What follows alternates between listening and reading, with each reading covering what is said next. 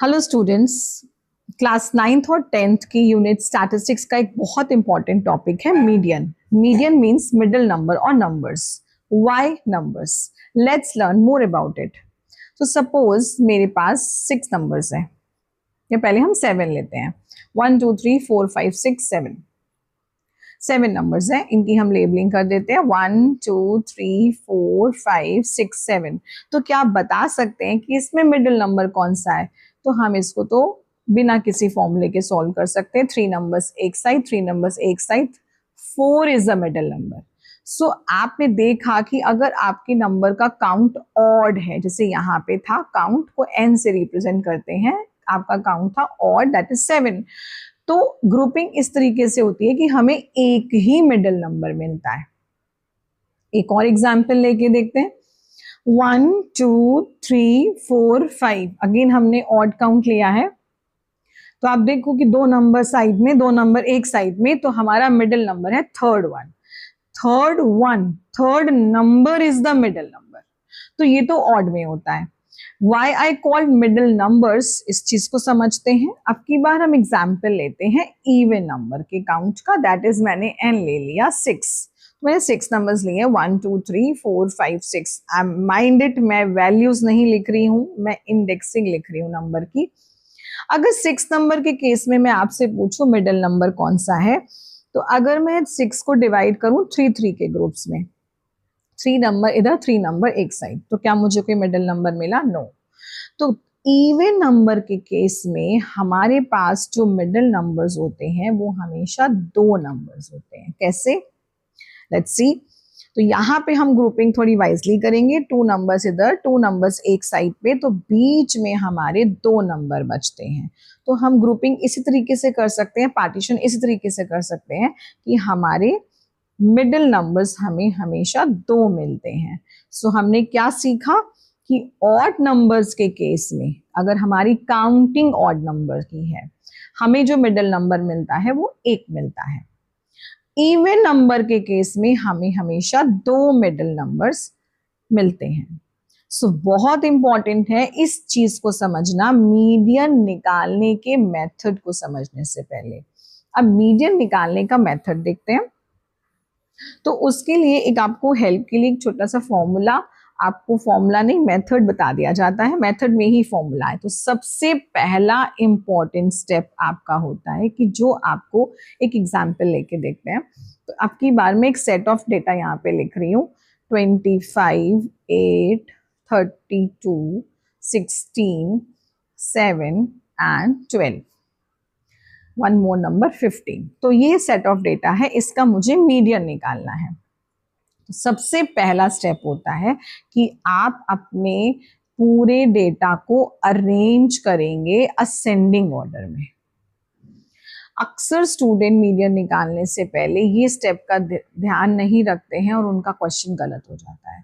तो सबसे पहले हमें असेंडिंग ऑर्डर में अरेंज करना है। तो सबसे पहले हमने असेंडिंग ऑर्डर में अरेंज करना है, दैट इज 7 12 15 16, 8 आएगा यहाँ पे, 7 8 12 15 16 25 एंड 32। ये हमारा पहला स्टेप है। उसके बाद हमने नंबर्स की काउंटिंग करनी है। आपकी काउंटिंग आपकी आई n इज इक्वल टू 1 2 3 4 5 6 7। आपने काउंटिंग करी। अच्छा, असेंडिंग ऑर्डर में करना क्यों जरूरी है? क्योंकि जब हमसे मीडियन पूछा जाता है तो मिडिल नंबर की वैल्यू बतानी होती है, इसलिए हमें असेंडिंग नंबर में पहले अरेंज करना होता है। सेकेंड चीज, n इज इक्वल टू 7। तो जैसे मैंने आपको बताया था कि अगर आपका काउंट ऑड है तो हमारे पास एक ही मिडिल नंबर आने वाला है, उस मिडिल नंबर को हम कैसे निकालते हैं? तो आपकी बार हम वर्बली नहीं, मेथड से निकालेंगे। In case of odd count हमारे पास फॉर्मूला होता है n plus 1 upon 2th term is my middle term. Now what is this? यहाँ पे n की वैल्यू पुट करनी है 7 प्लस 1 अपॉन 2, दैट इज आपने हमेशा हाफ करना है, बट काउंट एक बढ़ा के, क्योंकि आपका नंबर ऑड है। तो यहाँ पे आपका जो नंबर आएगा वो आएगा 8/2, दैट इज 4। तो आपका मीडियन हुआ 4। No, it's absolutely wrong. इस स्टेप में भी यही गलती होती है कि 7 प्लस 1 करके हमने 8/2 4 आंसर दे दिया। हमारा फॉर्मूला कहता है n+1/2th टर्म, ये इंडेक्स है। ये जो हमें फॉर्मूला याद करा है ये हमें इंडेक्स बताता है, ये हमें वैल्यू नहीं बताता है। तो ये होना कैसे चाहिए था, मैंने n की जगह 7 पुट करा तो मुझे मिला 8/2th टर्म। आपने जब तक यहाँ पे 2th टर्म नहीं लिखेंगे आपकी वैल्यू 4 ही आएगी। आपको ये टर्म मिला, दैट इज आपका आंसर आया 4th term is your answer. So 4th term मुझे खुद निकालना है, मेरी सीरीज का 4th टर्म 1 2 3 4। और आप चेक करके देखो 3 नंबर इधर 3 नंबर दूसरे साइड, मिडिल टर्म इज 15। तो 4th टर्म की वैल्यू होती है median, that is 15 is a median. पर कभी कभी जल्दी में स्टूडेंट्स टर्म के ध्यान नहीं देते हैं और आंसर 4 निकाल के ही आंसर दे देते हैं। अब आ जाते हैं सेकेंड एग्जाम्पल पे, दैट इज हम लेंगे एक एग्जाम्पल इवन नंबर का। तो इवन नंबर के केस में भी हमारे एक सेट ऑफ डेटा लेते हैं 2 12 26 1 10 एंड 17। 6 नंबर है हमारे पास, 1 2 3 4 5 6। सो सबसे पहला स्टेप है असेंडिंग ऑर्डर में अरेंज करना, दैट इज 1 2 10 12 17 एंड 26। ये आपका हो गया फर्स्ट स्टेप। सेकेंड स्टेप मैंने बताया था n की काउंटिंग करनी है, दैट इज 6। तो ये हो गया इवन काउंट। इवन काउंट के केस में हमने अभी पहले सीखा कि हमेशा हमें 2 मिडिल टर्म्स मिलेंगे। तो ये आपको प्रायर इंफॉर्मेशन रहती है कि मुझे ऑड के केस में 1 मिडिल टर्म एंड इवन के केस में 2 मिडिल टर्म्स मिलेंगे। अब इन मिडिल टर्म्स को निकालना कैसे है, तो उसके लिए भी एक फॉर्मूला बनाया गया है। मिडिल टर्म निकालने का फॉर्मूला है median is equal to n/2th term. जितना आपका काउंट है आप उसको हाफ कर दीजिए और उसका नेक्स्ट टर्म लिख लीजिए यहाँ पे अपॉन 2। आपको उसका एवरेज करना है। अब इसको समझते हैं। सबसे पहले हमें निकालना है n/2th टर्म। आपका n कितना है 6, 6/2 आपका आंसर आया थर्ड टर्म। ये आपने साइड में सॉल्व कर लिया।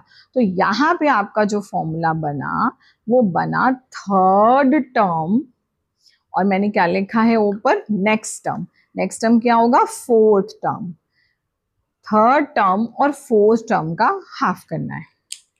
तो मैंने इसको लिखना है 3 + 4/2 दैट इज 7/2 दैट इज 3.5। मेरी मीडियन आ गई। जी नहीं, ये भी गलत है क्योंकि आपने देखा यहाँ पे लिखा है थर्ड टर्म।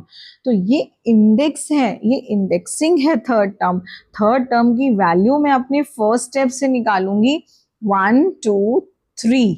तो थर्ड टर्म की वैल्यू लिखनी है, दैट इज यहां से आप कंटिन्यू करोगे 10, और उसके नेक्स्ट टर्म की यानी कि फोर्थ टर्म की वैल्यू लिखनी है, दैट इज 12। तो 10 + 12 का मुझे एवरेज निकालना है, तो दैट इज 22/2 दैट इज 11। तो मेरे इवन केस में जो मीडियन आई है वो 11 आई है, लेकिन जो मिडिल टर्म्स हैं वो 2 हैं, दैट इज 10 और 12। तो 2 मिडिल टर्म्स हैं, दोनों का एवरेज मीडियन होता है। I hope you understand. Next video में हम ग्रुप डेटा की मीडियन निकालना सीखेंगे। Thank you.